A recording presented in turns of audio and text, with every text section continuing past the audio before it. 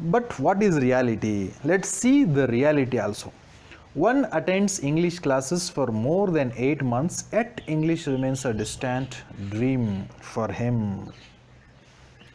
As I already discussed with you, the students or the people who went to coaching classes, have they learnt English? Can they speak English fluently? At least can they write a paragraph in English? We have to question ourselves. Then what another very sad truth is there, another very hard reality is there.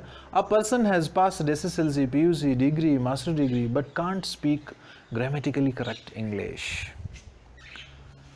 The government has recently introduced English from first standard itself. A student learns English from first standard to 10th standard. When he comes out from his 10th standard class, can he speak correct English? Can he speak fluent English? Can he write at least 5-6 sentences on his own in English? I don't think so. Hardly 1 among 100 or 2 among 100 students can make this. Percentage is very less. Those who have accomplished the knowledge of English. Leave alone SSLC. Take the example of PU students, science, commerce or arts, whatever may be the stream. Those students, can they have the knowledge of English even after passing above 90% of marks? I have seen hardly any person who can speak English after his PU college, especially those who have studied in Kannada medium schools. Leave alone PUC. There are so many people who have completed their degree, MBA it may be, BSc it may be, BCom it may be, BBA it may be, or master degree, MA, MSc, MCom, MEd, MBA, even those who have completed MA in English subject. I have seen so many of that kind of people who cannot speak even a few sentences in English correctly, or who can write a paragraph in English. Then where we are going wrong? Are all these people dull people, slow learners, or maroons? We have to ponder over this issue. We have to think over this issue. Another reality is there. I would like to discuss with you about that reality also. Another reality is, in some schools LKG UKG students speak English. They are very small children, UKG LKG going children, and they speak fluent English. I have seen with my own eyes. I have done my PUC and degree in Gokak, and in Gokak Falls there is a very famous school. The name of that school is Forbes Academy.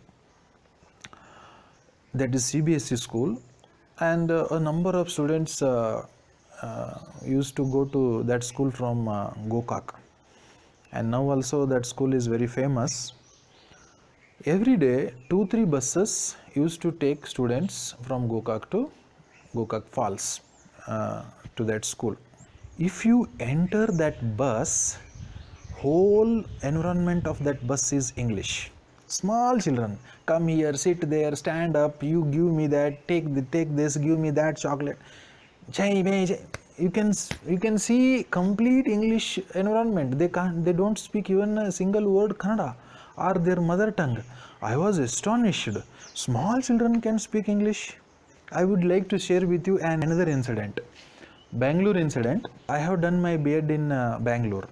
One day I was sitting in front of the college building in the college campus. A boy came running towards me, and that boy was being chased by a girl, and that boy just passed in front of me, and I asked that girl, why are you chasing that boy? And she said that I am chasing that boy because he is not taking chocolate. Then why are you giving chocolate to him? And she said, today is my birthday, that is why I am giving chocolate, and he is not taking.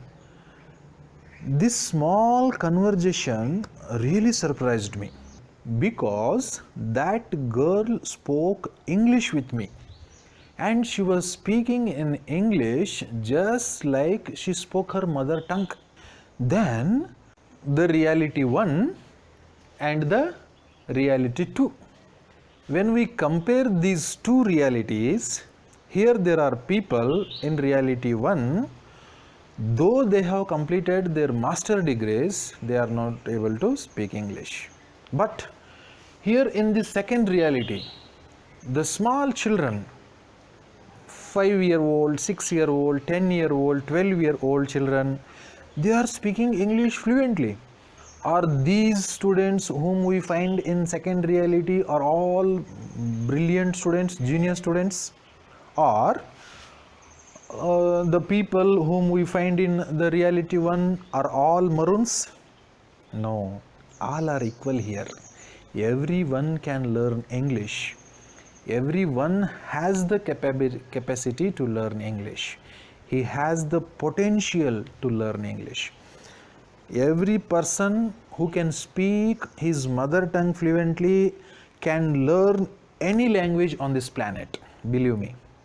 But he or she needs certain tools. We have to question ourselves, is learning something that difficult or that easy? For the people whom we find in reality 1, learning English is very difficult for them. For the people whom we find in another reality, learning English is very easy for them. Then is English very easy or is English very difficult? These questions we have to ask ourselves. English is neither easy nor difficult. It is your attitude and your surrounding environment makes it difficult or easy. This thing we must remember. How are you going to learn English through my videos? This is the first video, and this video series will continue till the end of basic English grammar. And after the end of basic English grammar, I have plans to start spoken English as well as applied English grammar videos. There are certain things in this world, those things are done very easily with certain tools, with proper tools. And in these videos, I am going to introduce you certain tools of learning English grammar, and those tools will definitely help you to unlock your potential to learn English better, and you can speak and write English confidently. My dear students, you are watching my English grammar video. You are looking a small V like symbol just below the video, and a blue circle is blinking, and in the middle of that circle you will see that symbol. If you press that symbol, the description box opens. In the description box you see a number of video links. They are in blue color. If you click on one of those links, that link takes you to another video. I would like to start these English classes from ABCD itself, and this ABCD you learn in your LKG, UKG or nursery classes, but here I would like to start from this itself. You will be surprised to know that while learning ABCD also there are certain things we must know. You will have a complete sense of what basic English grammar is and its scope. Then what is basic English grammar? Is it parts of speech? Is it tenses? Is it numbers? Is it genders? Is it right way of using capital letters? Is it right way of using articles? Is it right way of using verbs? No. It has its own scope, and in that scope certain topics are there. Those topics come into this scope, and I will give you a scope of basic English grammar, and what is basic English grammar and what are the lessons we are going to learn in basic English grammar. And these lessons I will teach you not in bits and pieces. I will teach you in its entirety. I will teach you based on the psychological principles of learning English. These psychological principles will help you to learn English better and will help you to learn English on your own. How much I can teach you? I cannot enter into your mind and change the nervous system in your mind. All that I can do is to show you the way how to reach the goal, and you will definitely get the confidence of reaching that goal. Come, let's learn English.